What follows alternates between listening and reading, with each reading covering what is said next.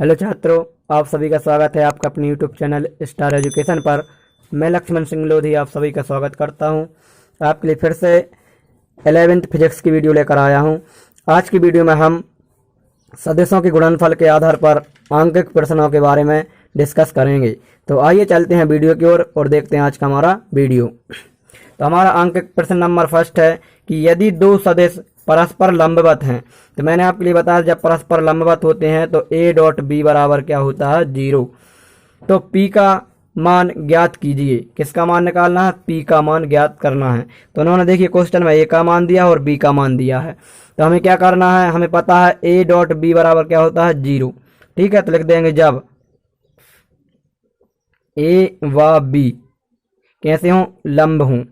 ठीक है, लंब हों तो सूत्र क्या होता है, ए वेक्टर डॉट बी वेक्टर बराबर 0। तो ए का मान दिया हुआ है 2i कैप, इसे बोलते हैं कैप, क्या बोलते हैं, cap, plus 3j cap plus 4k cap.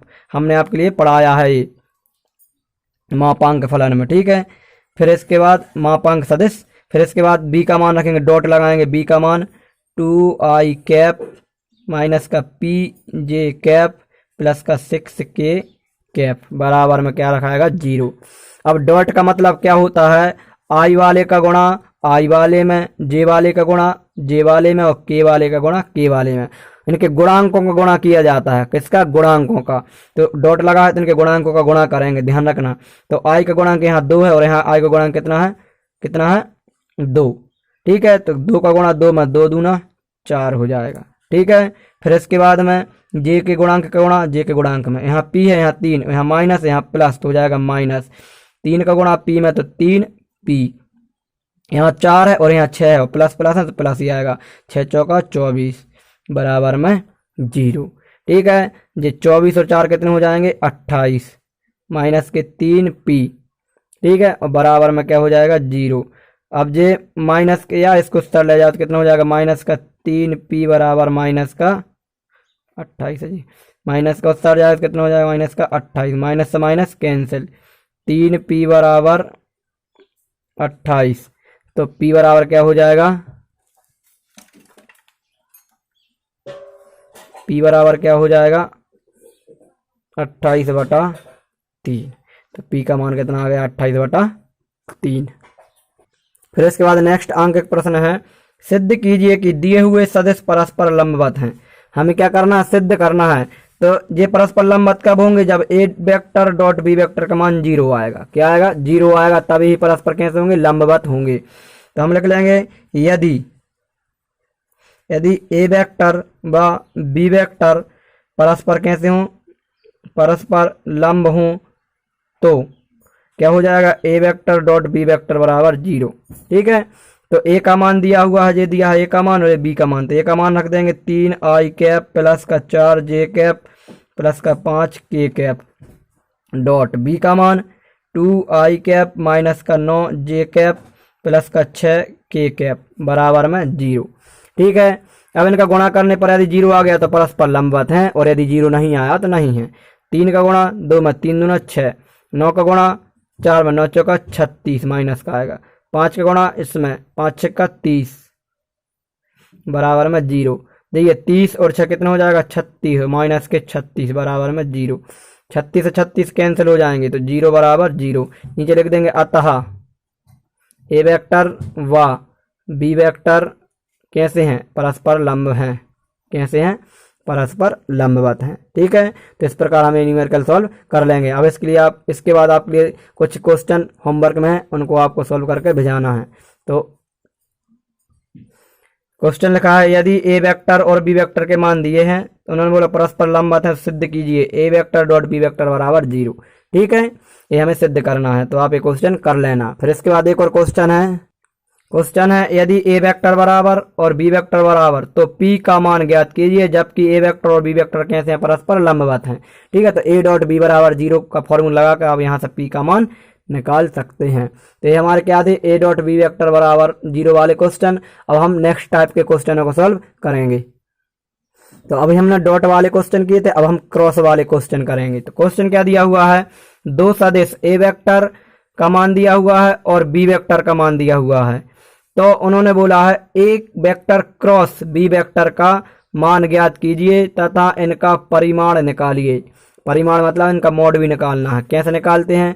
तो सबसे पहले उन्होंने ए वेक्टर का मान दिया और बी वेक्टर का मान दिया और उन्होंने बोला ए वेक्टर क्रॉस बी वेक्टर, इसका मान निकालना है। तो इसका फॉर्मूला कैसे बनेगा? मापांक में लिखा जाएगा। किसमें? मापांक। सारणिक बोलते हैं, सारणिक ही बोला जाता है, मापांक भी है हमारा। ठीक है, सारणिक में सॉल्व करेंगे इसे। ये क्या है? हमारा सारणिक है। ठीक है, तो क्या करेंगे? ए वेक्टर क्रॉस बी वेक्टर। तो सबसे पहले क्या लिखते हैं? लिखते हैं आई कैप जे कैप के कैप। सबसे पहले आई जे कैप लिखना है। ठीक है, ध्यान रखना क्या लिखना? आई जे के कैप लिखना है सब। अब इसके बाद पहले हम देखेंगे किसका मान दिया? ए का। तो आई जे और के गुणांक लेना है। तो इसके यहाँ कितना है? 3, तो इसके नीचे लिख देंगे 3। इसके यहाँ कितना है? 2, तो इसके नीचे लिख देंगे 2। इसके यहाँ कुछ नहीं है तो 1 है, तो यहाँ लिख देंगे 1। ठीक है, और इनमें से यदि एक कोई नहीं होता, जैसे आई नहीं होता, तो आई का मान यहाँ क्या हो जाता? 0। लेकिन यहाँ आई जे और के जरूर आएंगे। ठीक है, अब यहाँ पर आई नहीं होता तो यहाँ 0 हो जाता। ठीक है, अब इसके बाद बी का मान क्या दिया? आई का गुणांक 5, तो इस आई के नीचे लिख देंगे यहाँ 5। 3 का मान, जे का मान 3, यहाँ लिख देंगे 3। के का मान 2, यहाँ लिख देंगे 2। ठीक है, ये हमारा सारणिक रूप में जम गया। अब इसे हमें सॉल्व करना है। तो क्या करते हैं? ध्यान रखना, जब ऐसे में गुणा करेंगे, हम आपके लिए बताएंगे, जब ऐसे में गुणा करेंगे तो प्लस का चिन्ह लिया जाता है, और जब ऐसे में गुणा करते हैं तो माइनस का चिन्ह लिया जाता है। ठीक है, और पहला प्लस का होता है, दूसरा माइनस का होता है, तीसरा प्लस का। प्लस से शुरुआत होती है, प्लस माइनस प्लस। ये कैसे प्लस माइनस लिए जाते हैं वो आप विस्तार से नेक्स्ट क्लास में बिल्कुल विस्तार से पढ़ेंगे। ठीक है, तो प्लस माइनस प्लस, तो ए वेक्टर क्रॉस बी वेक्टर। तो देखो सबसे पहले क्या लिखेंगे? इस आई को लिखेंगे, क्योंकि प्लस माइनस प्लस, तो आई हमारा प्लस कराएगा तो आई लिख लिया, कोष्टक लगाएंगे। अब आई जिस जिस लाइन में है उसको छुपाएंगे। कैसे छुपाएंगे? आई इस पंक्ति में है, इसे बोला जाता है पंक्ति, और ऐसे खड़े रहते हैं बोलते हैं स्तंभ। तो आई जिस पंक्ति और स्तंभ में थी उसे हमने छुपा लिया। अब क्या क्या दिख रहा है उसे सॉल्व करेंगे। तो दिख रहा है 2 1 3 2, ये दिख रहा है 2 1 3 2। हमने क्या बोला? ऐसे में गुणा करेंगे तो क्या आएगा? प्लस, और ऐसे में करेंगे तो क्या आएगा? माइनस। तो 2 का गुणा 2 में, 2 दूना कितना हो जाएगा? 4। कितना हो जाएगा? 4। और ऐसे में गुणा करेंगे 3 एकम 3, लेकिन किसका आएगा? माइनस का। तो देखिए क्या हो जाएगा? 2 का गुणा 2 में, 2 दूना 4, और ऐसे में गुणा करेंगे 3 एकम 3, लेकिन किसका आएगा? माइनस का। ठीक है, अब ये प्लस का, अब ये किसका आएगा? माइनस का, तो माइनस का जे लिखेंगे। ठीक है, अब जे किस किस लाइन में उसको छुपाएंगे? तो इस पंक्ति में है और इस स्तंभ में है। ठीक है, क्या क्या दिख रहा है? 3 1 5 2।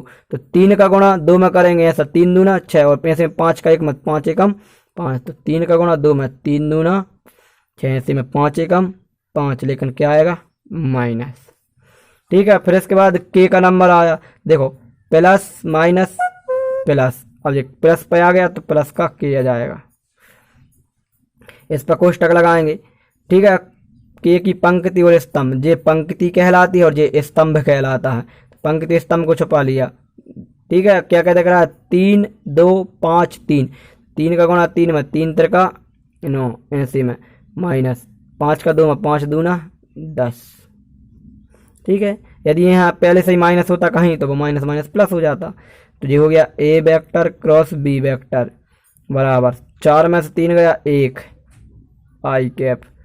ठीक है, 6 में से 5 गया तो 1 जे कैप, ये माइनस का माइनस। ठीक है, और 10 में से 9 गया तो माइनस का 1 बचेगा, तो माइनस का के कैप, माइनस का 1 बचा।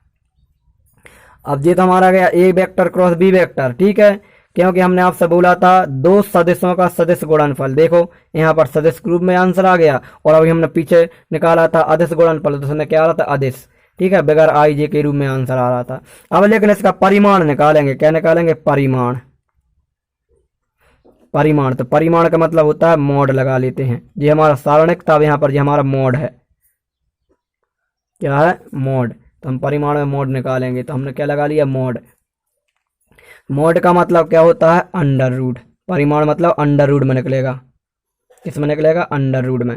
कैसे निकलता है? आई के गुणांक का स्क्वायर प्लस जे के गुणांक का स्क्वायर, तो जे का गुणांक -1 है, इसका स्क्वायर प्लस, यहाँ प्लस ही आएंगे, और के गुणांक का स्क्वायर। जब परिमाण निकालेंगे, क्या निकालेंगे? परिमाण। तो ऐसे निकालते हैं अंडर रूट में आई के गुणांक का स्क्वायर प्लस जे के गुणांक का स्क्वायर प्लस के गुणांक का स्क्वायर। ठीक है, इन तीनों को हल कर लेंगे। एक का स्क्वायर एक, एक का स्क्वायर एक, एक का स्क्वायर एक, सब प्लस में आएगा। इसके अंदर हमेशा प्लस में ही आंसर आएगा, तो 3 हो जाएगा। ये इसका क्या हो गया, परिमाण हो गया। ठीक है, ये इसका आंसर है। अब इसके बाद एक और क्वेश्चन करते हैं, फिर आपके लिए होमवर्क में देंगे। फिर इसके बाद हमारा नेक्स्ट है ए वेक्टर बराबर दिया बी वेक्टर बराबर। पेपर में साफ साफ लिखा आता है हमें क्या निकालना है, अदिश गुणनफल निकालना है या सदिश गुणनफल। मैंने आपके लिए बताया था डॉट आनी अदिश गुणनफल और क्रॉस आनी सदिश गुणनफल। इसमें हमें सदिश गुणनफल निकालना, पेपर में लिखा आएगा या तो ए क्रॉस बी लिखा आएगा या फिर बोलेंगे सदिश गुणनफल ज्ञात करो। क्या, सदिश यानी समझ जाना क्रॉस निकालना है, और अदिश गुणनफल बोले तो समझ जाना डॉट निकालना है। ठीक है, अब ए वेक्टर क्रॉस बी वेक्टर सारणिक के अंदर आई जे की ए का मान 2 6 3, तो 2 6 3। यहाँ बी का मान 5 -3 6, 5 -3 और 6। ठीक है, आपको डायरेक्ट बताएंगे जल्दी जल्दी। ए क्रॉस बी, सबसे पहले प्लस माइनस प्लस, तो प्लस यानी आई।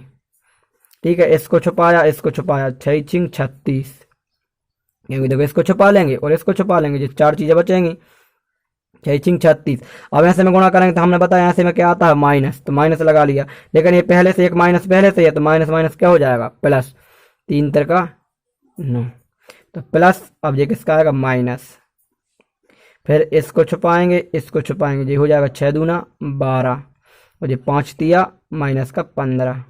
ठीक है, ऐसे माइनस आता है। फिर इसके बाद प्लस माइनस प्लस, तो के का नंबर आ गया, इसको छुपाया इसको, 3 दूना 6, ये माइनस का है इसलिए माइनस का 3 दूना 6, ऐसे में 6 पंजा 30 माइनस का 30। ठीक है, अब इसे सॉल्व कर लेंगे तो क्या हो जाएगा, ए क्रॉस बी बराबर ये हो जाएगा 36 और कितने हो जाएंगे 9 45, 45 आई। ये हो जाएगा माइनस का 3 बचेगा यहाँ, तो माइनस माइनस प्लस का 3 जे, और ये हो जाएगा माइनस की 30 माइनस के 6 माइनस के 36 के।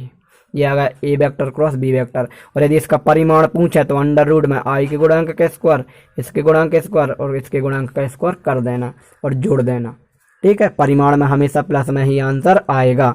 तो ये हमारे क्या होगा ए क्रॉस बी वाले क्वेश्चन। अब इसके लिए इसके बाद आपके लिए कुछ होमवर्क रहेगा, तो उनको आपको करके बताना है। तो आपके लिए होमवर्क में क्वेश्चन दिख रहा है, यदि ए का मान दिया है और बी का मान, तो उन्होंने बोला है ए क्रॉस बी ज्ञात कीजिए और उसका क्या निकालना है, परिमाण निकालना है। ठीक है, तो ये क्वेश्चन आपके लिए एक होमवर्क में है। इसके बाद एक और क्वेश्चन है आपके लिए, वो भी होमवर्क में रहेगा। एक क्वेश्चन आपके लिए भी होमवर्क में रहेगा। तो ये हमारे कुछ अदिश गुणनफल के क्वेश्चन थे और कुछ सदिश गुणनफल के क्वेश्चन थे। जितना आपको होमवर्क दिया है वो आप कंप्लीट करके भेजाएंगे। ठीक है, फिर इसके बाद हम जो क्वेश्चन करेंगे नेक्स्ट क्वेश्चन, वो हमारे थीटा के बेस पर रहेंगे। किसके बेस पर, थीटा के बेस पर। उनमें थीटा का मान निकालना पड़ेगा या फिर थीटा का मान दिया रहेगा। ठीक है, तो आज की वीडियो में इतना ही। इसके बाद मिलेंगे नेक्स्ट वीडियो में, तब तक के लिए जय हिंद जय भारत।